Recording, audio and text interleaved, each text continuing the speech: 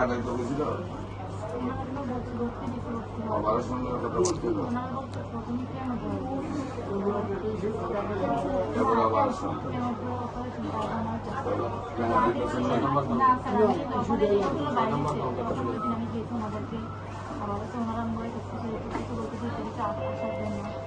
তারপর ওনারা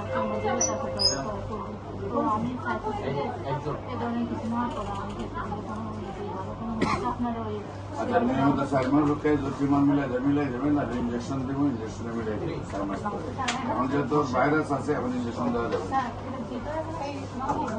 যাই মারে ঠিক আছে সেন্টার দেন আছে